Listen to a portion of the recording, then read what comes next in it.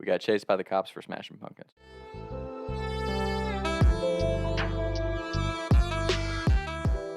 Junior year of high school, weekend after Halloween, we had never done out of all the things we had never done pumpkin smashing before. So we thought, perfect weekend, Halloween's over, people are done with their pumpkins and jack-o'-lanterns or whatever.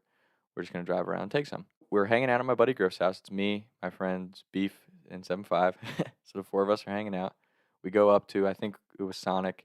And to set the stage for this, when you got off at Griff's exit, there was all these where he lived at the time. There was all these restaurants, grocery stores, whatever, and then you would take this main two-lane road out to all the neighborhoods, and Griff's was down at the end. So we're in 7-5's SUV. We grab food. There was an alternate route. Instead of taking the main road straight back, you could hang a left onto this alternate road, and it was through all these connecting neighborhoods, like 5 or 6 neighborhoods consecutively that connected through this one road. We're driving through these neighborhoods, and we just start grabbing pumpkins. It's the four of us, and I don't know why, but Beef was driving 7-5's SUV, and we're just hopping out. The other three guys are just hopping out left and right, grabbing pumpkins to the point where we didn't realize it, but we were just throwing them in the trunk, and by the time we turned around and looked, we have pumpkins all the way up to the roof of 7-5's car. Now we're like, we got to start throwing them. We're driving like most neighborhood speeds. It's 15, 25 miles an hour. So we're just driving around, throwing pumpkins out the window, and they're just smashing and exploding in the street, and we think it's the funniest thing ever. We probably do this for like 2 hours because anytime we'd get low, we would just grab more and reload. So we'd probably throw like 30, 40 pumpkins out by the end of the night. Maybe more, honestly. It was ridiculous. And we didn't think anything of it because it wasn't as bad as some of the stuff we were usually doing. Now, we did do a couple yard jobs, and that's a story for another day. But by the end of the night, we had gone through literally every neighborhood leading up to Griff's. And as we're pulling out, it's probably at this point like 10:30, 11 at night. We hang a right to turn out onto the main road, and as soon as we turn out, there's the LED headlights, and we're like 95% sure it's a cop, and the cop sees us leaving the neighborhood. So as we see the car start to accelerate towards us, we're looking at like the reflective paint, the light on the top, and we're like, "Oh, dude, it's a cop! It's a cop!" So we start panicking because we're like, "Oh man, did somebody call in one of those neighborhoods, or did he just see us accelerate kind of quickly?" Like we don't know why, but you can tell he's accelerating towards us. Hasn't turned his lights on yet, but we can tell he's coming towards us. So 7-5 is in the passenger seat. Again, Beef's driving 7-5's car, and it just doesn't look good for us at this point. It's four high school boys. If there's somebody called about the pumpkins, like we're definitely the suspects because he saw us pull out of one of the neighborhoods. 7-5 is probably the most genius thing he's ever done, whether he meant to do it or not. But he's like, get into the neighborhood, get into the neighborhood. Beef accelerates just a little bit to get into the neighborhood, and literally right as we hang a right to get into the entrance of Griff's neighborhood, you see the lights come on. As soon as we turn right, it's like boom, Chinese fire drill as quick as you can. We all jump out of the car. Me, Griff, and Beef go run into the woods. 7-5 jumps into the driver's seat, and the cop, literally, as soon as we get out of sight into the woods in this neighborhood, we're hiding behind, like, I think we were hiding in someone's backyard. You see the cop lights turn right and follow 7-5. So 7-5 drove a few more feet, and when the cop kind of signaled, said it was obviously us getting pulled over, 7-5 playing dumb, kept going for a few more feet, took a right, and turned into turned into someone's driveway, which really wasn't that smart at the time, but 7-5 being 7-5, he had a plan. We are so close. We're actually kind of panicking because we're super close to Griff's house at this point. Where 7-5 got pulled over, this house's driveway faces the road that you turn onto to go to Griff's house. So we were kind of worried that his parents would see the cop lights from their house, but we didn't know what to do at this point. So we're hiding up on this hill in the woods, and we're watching 7-5 talk to the cop. This goes on for, usually when it's just a traffic stop and there's nothing serious going on, it lasts what? The cop tries to scare you for a little bit, or it takes forever to print a ticket off, whatever it might be, takes about 15, 20 minutes. It's been in our heads, and again, guilty conscious because we know what we've been doing all night. We're like, man, he's been there for a while. Griff and I being not thinking logically in the moment, maybe it was the adrenaline of thinking we were getting caught, I don't know. We start saying, gotta come up with a plan. And Griff's like, let's distract the cop, we'll run over, scream at him, we'll run in the woods, and maybe he'll chase us. It'll allow 7-5 to get out of the situation. I'm like, okay, in my head, I'm like, it's not a great idea, but it's the best we got, so let's do it. And Beef's like, we're not doing that. We are not getting the cop to chase us. That just draws more suspicion to the situation. And we're like, nah, man, like we can't, because we had been in trouble a couple times, like a couple close calls that our parents were somewhat aware of, and we just knew we couldn't let our parents find out we were doing something stupid again. Like it just never failed. We were doing something stupid. So me and Griff were like this close to running over, like yelling at the cop and getting him to chase us, which looking back would have been so obvious that something was going on.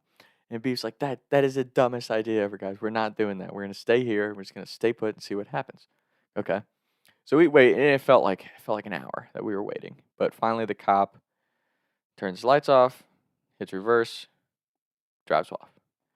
And we're like, holy crap. We wait, we watch 7-5 back up, and literally just turn left and come down the cul-de-sac, park at the end by Griff's house, and we're waiting in Griff's front yard, like, oh man, this is crazy. 7-5 gets out. He's like, what are you guys tweaking out about? We're like, what happened? What happened? He's like, dude, it was pretty nuts. So the cop pulls 7-5 over and is immediately questioning him, like, hey, I saw you turn out of the neighborhood. You didn't use your turn signal, which is that really enough to pull someone over? In most cases, probably not. There were calls about a black SUV smashing pumpkins, a group of guys. Not even realizing that we dodged a bullet. 7-5 telling us to get out of the car and run was the smartest thing ever because it was 4 suspects that the cops were looking for in a black SUV. So even though 7-5's profile fit the description and his car fit the description, no one's in the car with him. And there weren't any remnants of it's pumpkin, so there's no remnants of anything in the car that could be caught.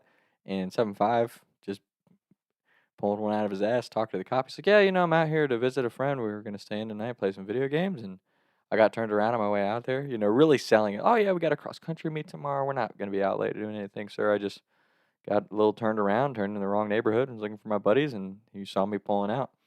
And the cop's like, so you didn't smash any pumpkins tonight? He's like, no, I wouldn't. It's not something I would do by myself. But really, really sold the whole situation. And then backed up and turned around. And again, really, in all honesty, from an event standpoint, wasn't anything crazy compared to some of the other stuff we had done. But what was so funny about it is just the precision, the accidental precision of just barely getting the opportunity to give ourselves time to turn in, switch seats, jump out of the car, whatever it was, take off to really ultimately cover for 7-5 so there weren't anyone else in the car. Because if all 4 of us are in the car, you have no chance you're talking your way out of that. Because it would have been the 4 kids that were called on by the cops or got called into the cops.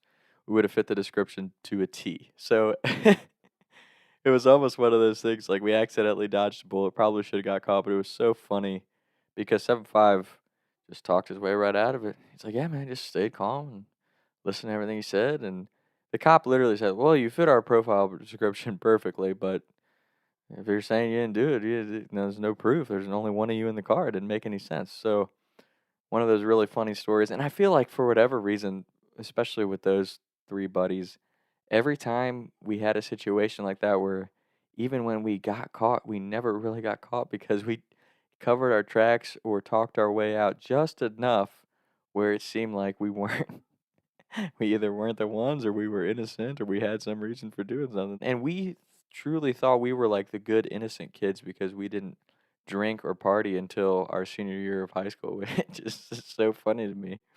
But that was a crazy one. What was even more funny about it is again, we were the cross country kids, so we were very like low key, didn't draw a lot of attention to ourselves as far as publicly, but within the school, everybody knew what we were doing because especially me, like we were putting on our Snapchat stories. Like I wish I still had it, but I literally had a selfie of me and the boys with this just massive pile of pumpkins in the back of this SUV, all the way to the roof. There had to be at least 20 or 30 pumpkins in the car with us just on that one. And that was one of 3 rounds of pumpkin smashing that we did that night. So it was just hilarious when you look back on those. And again, all in good fun. Who knows? Maybe we really did ruin some people's Thanksgiving setups or whatever. But so funny and always a great time with those guys. To this day, a great time with those guys. And I love that. I think a lot of people when they go away from for college or grow up act like they change. And sure, the setting might change. You might get older. You got to be a little bit more of an adult at times. But overall, especially with my buddies from high school, They're all still the same. We're all still the same, no matter how much they try to act like. And now you throw a couple drinks in the mix now that we're older, and it just is exactly the same all the time. I don't care what any of them say. So great time, as always. Great story, and I thought it was fitting right around this time of year to tell it. So if you go pumpkin smashing, just maybe limit it to 1 or 2 neighborhoods. Don't do 4 or 5 in a row last weekend. Talk soon. I was riding around town thinking to myself, is it gonna get easier? I'll be up and away after shake and bake, but I can't even breathe no more. What's it to me? What can I see? Taking shots by the lake till I can't even breathe no more. See no more.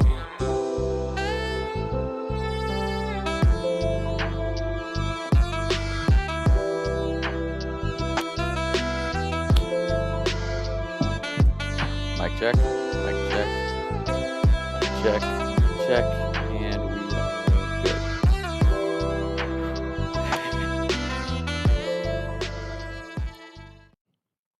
We wait.